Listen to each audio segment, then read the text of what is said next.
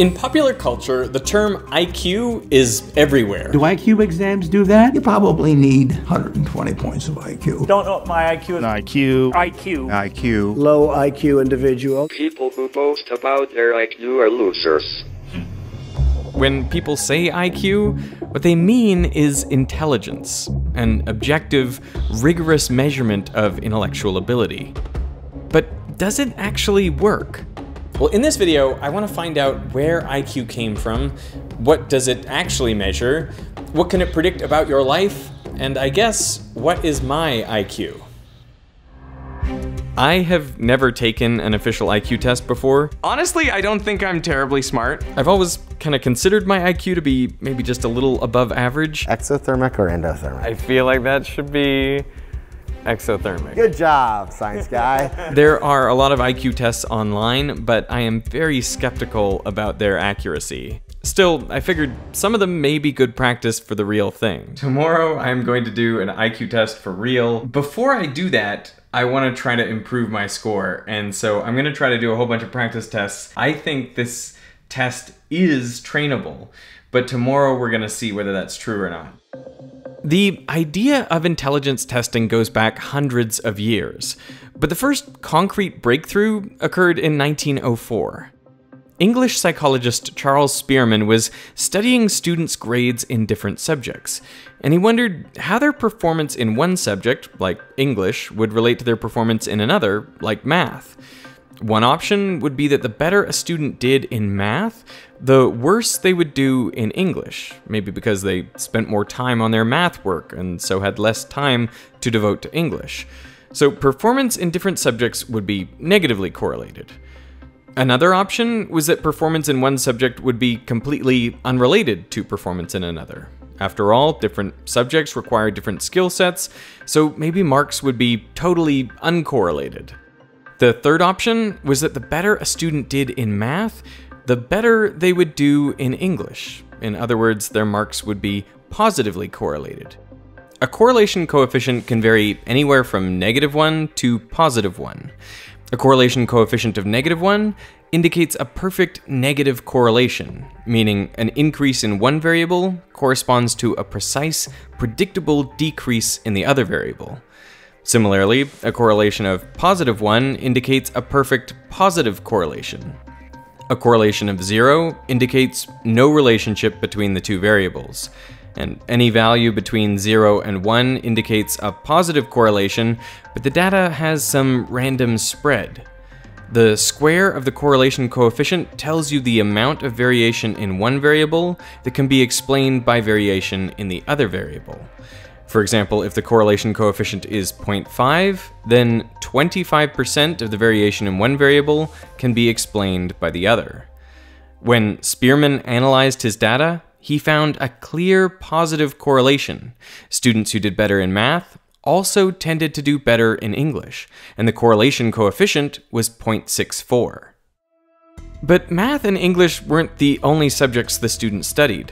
They also took classics and French, and when Spearman looked at the correlations between all of these subjects, he found the same pattern. Students who did well in one subject tended to do well in them all. So how do you explain this observation? Well, Spearman proposed that each person has some level of general intelligence, what he called the G factor. This construct was meant to capture how quickly students could learn new material, recognize patterns, and think critically regardless of the subject matter, which explains why students' scores across subjects are correlated. Those with high G score well on all subjects, and those with low G score poorly on all subjects. Spearman published his conclusions in a paper titled General Intelligence Objectively Determined and Measured. But the correlations weren't perfect.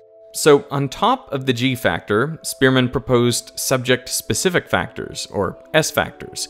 A student's performance in math, for example, would depend on their general intelligence plus their subject-specific factor for math. Subject-specific factors could increase or decrease performance on that particular subject.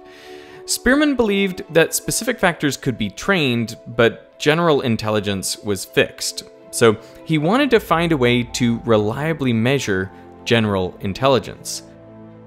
At around the same time in France, Alfred Binet was tasked with figuring out which kids needed more help in school. Together with Theodore Simon, he developed the Binet-Simon test. Students were asked to name what's missing in the drawing, define abstract terms, and repeat back sentences. And there was also this question asking which face is prettiest. There were 30 tasks in all. Their performance was benchmarked against other students of different ages in order to assign them a mental age. For example, if a student performed about as well as the average 8-year-old, their mental age would be 8. This mental age was then divided by their actual age and multiplied by 100 to arrive at a so-called intelligence quotient, and IQ was born. So the Binet-Simon test was the world's first IQ test. It was translated by Goddard into English and brought to the US. At Stanford, Lewis Terman standardized it using a large American sample, and with some modifications, it became the Stanford Binet test. And for decades, it was the most widely used test in the United States. But this was just the start. Many other IQ tests were developed, and they all had the same goal of measuring the G factor. The way they did this was by assessing many different mental abilities, including memory, verbal, spatial, and numerical skills. Each one of these areas might have a subject-specific shift, but by averaging them all together, the idea was the subject-specific effects would cancel out, leaving a decent approximation of G. Of course, there would always be some error, but that's why psychologists designed IQ tests with upwards of 7 to 10 sections with distinct tasks to try to minimize subject-specific distortions. All the different IQ tests differed in the number of questions and their difficulty. So to standardize the scoring system, each test was given to a large sample of the population. Raw scores were normalized, usually so the mean was 100 and the standard deviation was 15. And that's how it's still done to this day. This is known as IQ, and it's meant to be a measure of an individual's G factor in comparison to the rest of the population. The way it's scaled, 68% of people have an IQ between 85 and 115. Only around 2% score over 130 or under 70. 11 lions, 4 cats, and 7 crows have a total of... oh, boy. As I was studying for my IQ test, I practiced all the different types of questions that appear on modern tests. One section will almost certainly be on vocabulary. They give you one word, like sanguine, and you have to pick which of the multiple choice options is most similar in meaning. Is it gloomy, asinine, recalcitrant, optimistic, or reflective? They might also ask you to pick a word with the opposite meaning. So what is the opposite of perspicacious? Is it canny, obsequious, dull, fanciful, or sagacious? Another section tests your ability to spot patterns with numbers. So pick the number that best completes the pattern. 3, 5, 8, 12. What comes next? Originally, I was looking for complicated patterns, but as I familiarized myself with the online tests, I discovered the patterns were usually pretty simple. A good technique is to find the difference between adjacent terms. So in this case, the first 2 terms are separated by 2, the next by 3, and then 4. So the logical next term should be 5 more than 12, so 17. The answer is C. Sometimes the numbers grow rapidly, like in the sequence 3, 15, 60, 180. What comes next? In cases like this, I look at the ratio of one number to the one before it. In this case, the second number is 5 times the first. The next number is 4 times bigger, and the next one is 3 times larger. So the answer should be 2 times the fourth term, which is 360. Answer B. One of the best known types of IQ test questions are Raven's progressive matrices. These involve a 3x3 grid with symbols in each of the cells. And you have to select the 9th cell, which follows the pattern. I found that the bulk of these puzzles obey one of only a few different logical rules. One is translational motion. so the symbols move from one cell to the next in a predictable fashion. The second is rotational motion. One or several objects rotate from one cell to the next. The third is missing symbols, where in each row or column, each symbol appears once. So to figure out which symbols appear in the final cell, you just have to spot which ones are missing. And the fourth is addition, where the first cell plus the second cell equals the third cell. In this case, lines that overlap cancel out, but a line plus nothing equals a line. In most modern IQ tests, all the questions are completed under time pressure. You may have only around 10 to 30 seconds per question. Okay, this morning I'm taking an official IQ test, and I gotta say that I'm pretty nervous. I always want to do well on tests, you know, it's something I pride myself on, but at the same time, you know, who knows how this is gonna go. I'm not allowed to take you in there because obviously people don't want the questions getting out, and they don't even want video of what it looks like in there, you know, they're very strict about these things. So, I'm gonna go in, do the test, I'll come out, and I'll let you know how it went. Wish me luck. What's remarkable about IQ tests is that an hour or two of questions on vocabulary, numbers, and arbitrary shapes can predict a surprising amount about your life. For one thing, the higher your IQ, the larger your brain is likely to be. A large meta-analysis from 2005 estimated a correlation of 0.33 between IQ and brain size. So high IQ is literally big brain. IQ is also predictive of school success. In 2007, Scottish psychiatrist Ian Deary measured the IQs of 13,000 11-year-olds. And 5 years later, when these students completed national school examinations, Deary compared their exam marks to their IQs. Their performance on an IQ test when they were 11 correlated with their performance 5 years later on the GCSEs, about 0.8. That's an extremely high correlation. It means about 2/3 of the variation in national school examination scores could be predicted by IQ tests taken 5 years prior. Now, the correlation coefficient of this study is at the high end of the 0.2 to 0.8 range found in similar studies, but research supports the claim that IQ is a good predictor of school success. It also predicts how much schooling a person will complete. Maybe this shouldn't be so surprising, since some school tests are essentially IQ tests. It's been argued that tests like the SAT, ACT, and the GRE are basically IQ tests. They correlate with standard IQ tests at around 0.8. Now on my SATs, I got a score of 1330, which corresponds to an IQ of around 130. So it'll be interesting to see if my official IQ score matches that, or if I was able to increase my score by familiarizing myself with IQ-style questions. I don't know. But IQ also has predictive power outside of school. One of the most robust findings is that IQ can predict job success. Particularly in technical or high complexity jobs. How do you measure occupational success? You ask people's bosses to rate them. You ask what people's income is. You measure productivity in ways that economists use about, you know, the output generated.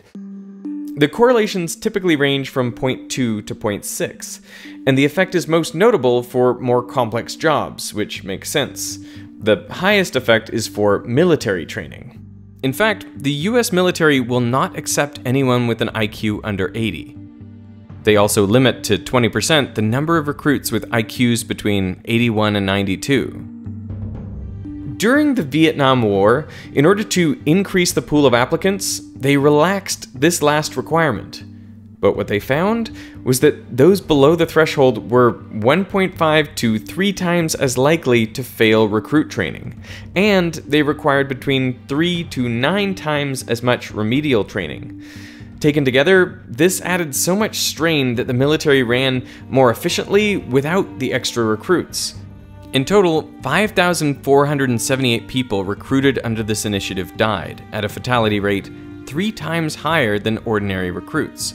So the military reinstated their requirements, and today anyone with an IQ less than 80, that is about 30 million Americans, would be ineligible to join the military. Even outside the military, IQ seems to play a role in how long you live. In a Scottish study, scientists uncovered IQ tests from kids when they were 11 years old. Now, 65 years later, they checked to see who from the sample was still alive at age 76. And they found that on average, for every 15-point increase on the IQ test, you would be 27% more likely to still be alive at age 76. A large meta-analysis confirms that people with higher IQs have a lower risk of dying during the time frame investigated in each study. The last major thing that IQ seems to predict is income. This study shows a clear tendency for income to increase with IQ, and it found a correlation coefficient of 0.3. But the variance is huge. In fact, the top 3 earners in this study all had IQs below 100. A large meta-analysis of 31 studies found the correlation between IQ and income to be 0.21. That is significant, but small. It means that only 4.4% of the variance in income is explained by IQ. Maybe one of the reasons why we don't see as high a correlation for income is just because economically intelligence is not necessarily that highly rewarded, in that maybe there are jobs, you know, like just doing a real estate type scheme, like maybe that doesn't require a huge amount of intelligence. Simultaneously, you have all these very highly intelligent people who maybe become college professors, but that doesn't necessarily pay very well. Yeah. A lot of people who have very high intelligence scores don't have the same interest in accumulating money. The relationship with net worth is even weaker. It hardly seems to correlate with IQ, even though people with higher IQs are supposedly more intelligent and on average they make more money each year. But this apparently doesn't translate into saving or accumulating more wealth overall. But if IQ correlates with school achievement, job performance, income, and longevity, why don't we hear more about it? Why aren't more people tested? I think it's because IQ has a dark history. When Henry Goddard brought Binet's test to America, its use and interpretation shifted dramatically. In France, Binet believed intelligence could be improved through education. He designed his test so that struggling students could be given more help to catch up. But in the US, the modified test was given to adults to rank them by intelligence. And researchers like Spearman believed that G was unchangeable, that whatever general intelligence you were born with, you would have for the rest of your life. And many thought G was inherited, passed down from parents to children. These days we would say it has a genetic basis. There is some evidence to support these assertions. IQ appears fairly consistent over one's lifetime. So they had tests done when people were 11 years old. They found all those tests in a filing cabinet and followed those people up and gave them the same test when they were 90 years old, much, much later. Their scores, 80 years apart, were correlated at around 0.5 to 0.6. There's also evidence for a genetic basis to IQ. You find, for instance, that if you get 2 identical twins and give them an IQ test, they have a very strong correlation. It's actually about the same as giving the same person the test, a few weeks apart. Henry Goddard used the claims that intelligence was inherited and unchangeable to put IQ at the center of the American eugenics movement.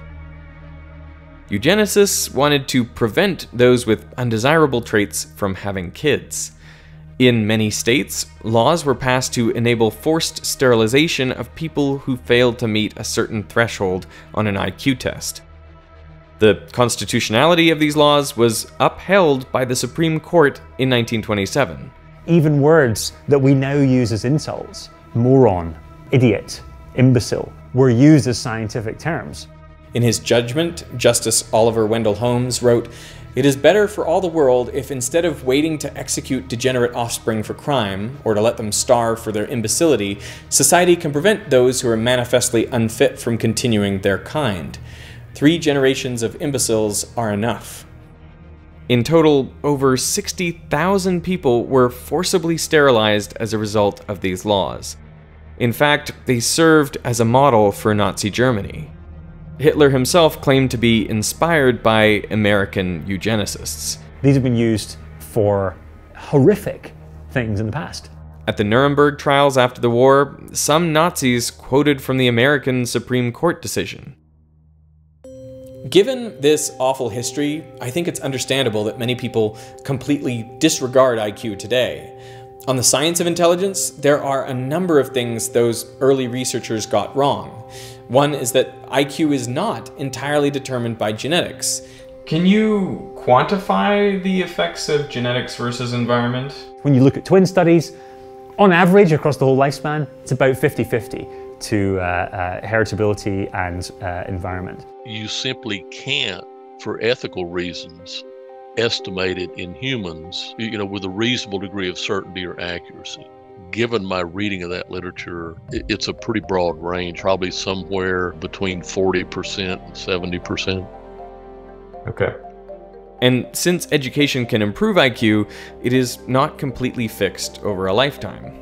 Plus, intelligence might not be a single construct as initially imagined. These days, scientists recognize two forms of intelligence, fluid and crystallized. Fluid intelligence is your ability to learn, process information, and solve novel problems, whereas crystallized intelligence involves the knowledge you've accumulated over your lifetime. Both types of intelligence increase throughout childhood, but fluid intelligence peaks in early adulthood and then declines, whereas crystallized intelligence remains more stable.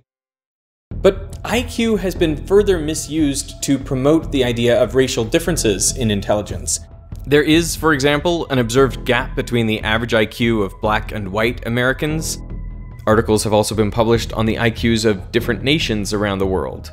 Many of these nations are purported to have average IQs below 70. That's the cutoff for intellectual disability. How could this be?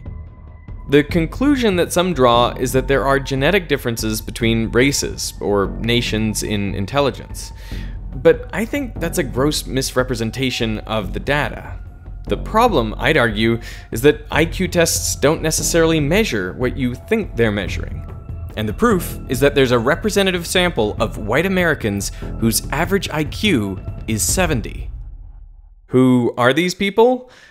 Just ordinary Americans who lived around 100 years ago. Researcher James Flynn studied the average results of IQ tests over the past century, and every so often the tests get updated and renormalized to keep their average at 100.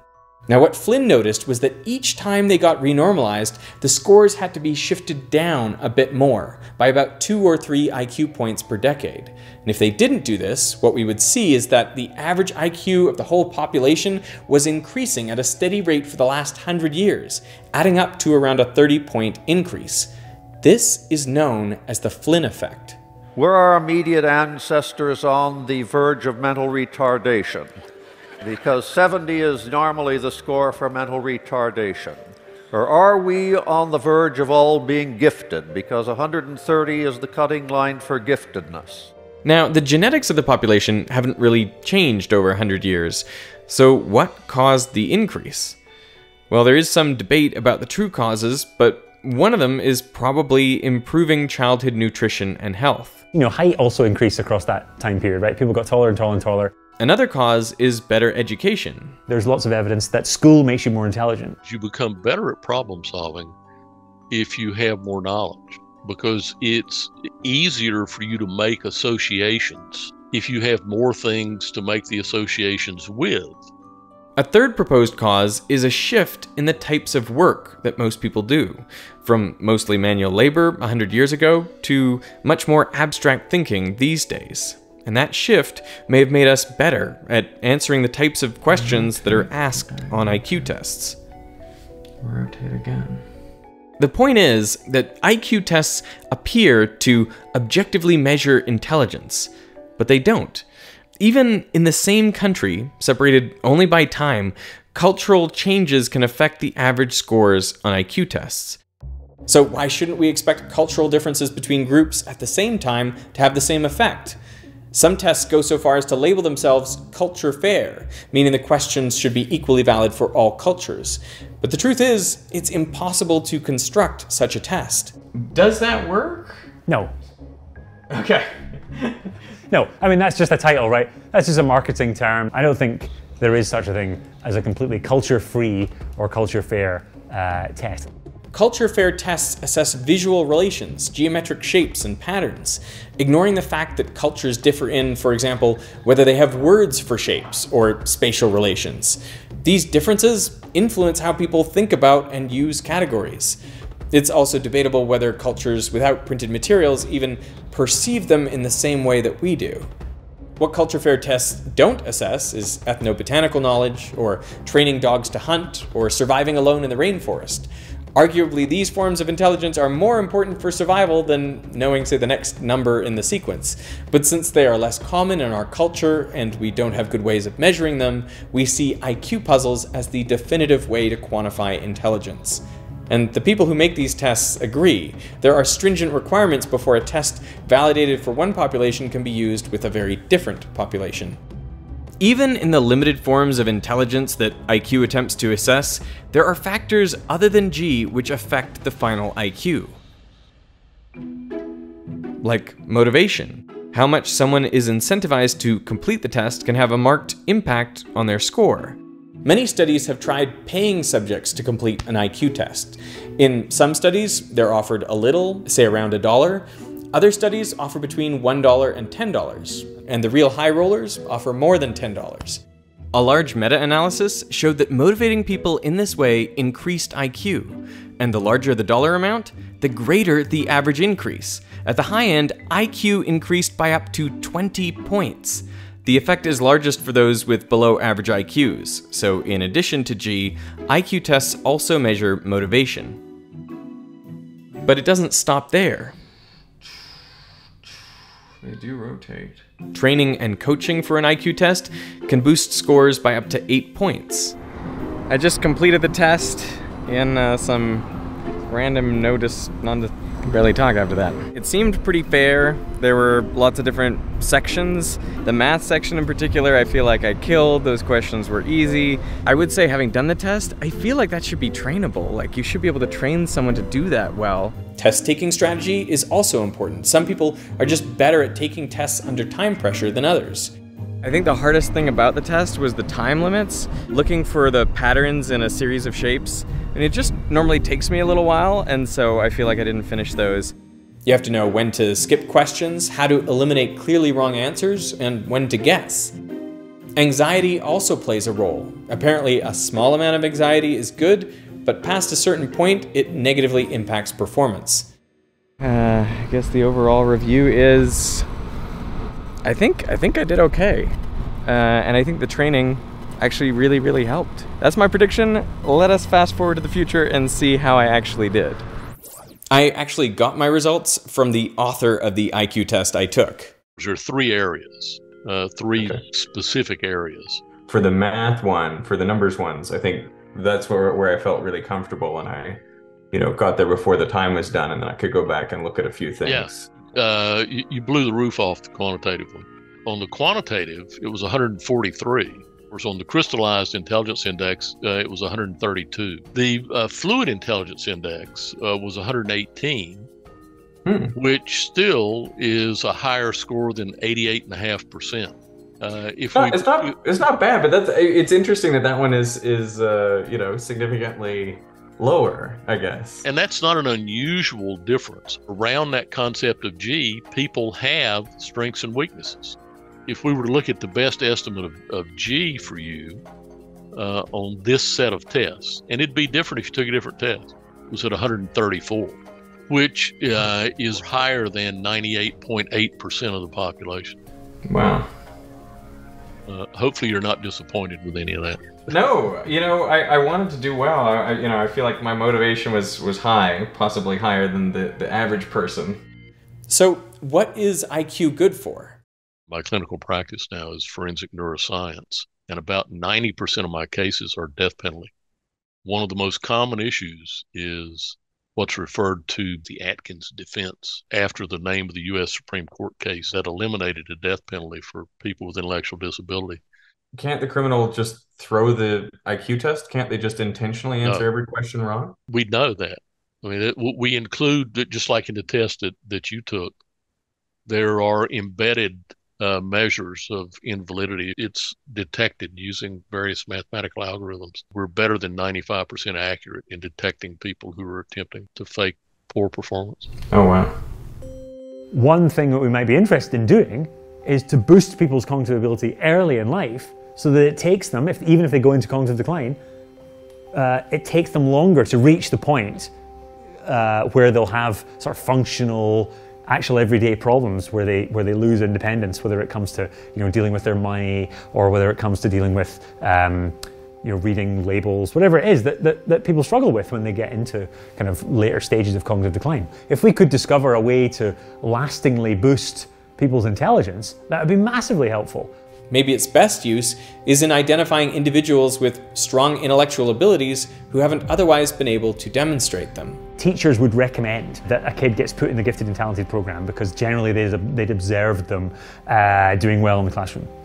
But if you replace that with a standardized test, an IQ test, you find a higher proportion of poorer kids and kids from minority ethnic backgrounds in the Gifted and Talented program when you use an IQ test. And the reason is that you're using an objective measure. You're not just relying on some teacher's opinion. Getting into a good school was about who you knew, or who your parents knew, or how much money your parents had. Not so much about how you were doing. The idea that you could try to develop an objective-ish measure that would try and iron out all those social biases was clearly a well-meaning idea. IQ is something that not only psychology, but the general public has a love-hate relationship with. Tell me about that. Psychologists hate to talk about, intelligence and people's intelligence test scores and that kind of stuff. And I've had parents, when I've included intelligence as part of a neuropsychological evaluation of their kid, they'll say, "Well, yeah, I'd like to know his IQ, but we don't really care about that. What was it?" And then I also think you have the debate about IQ. Extremes on both sides, which I think doesn't help. You have the extreme of people who say, this is the most important thing ever. People's IQ is a majorly important factor that we must know about them, and we can classify them into particular schools or particular ways of education or whatever. That's on one extreme, and I think that's totally unproductive. But there's another extreme. The other extreme is the kind of blank slate view, which is that these tests are completely useless. They don't tell us anything, that they're only a tool of racism and prejudice and so on. I think that's wrong as well. And there's just this massive firestorm on both sides happening around them, and the people in the middle just get forgotten. The people who have more moderate views on these sort of topics. So I'd recommend that people look for the more moderate views on this. I think the big mistake is thinking that IQ in some way determines someone's worth. What's much more important, in my opinion, is how you interact with and help the people around you. Which is why I think Stephen Hawking said, people who brag about their IQ are losers.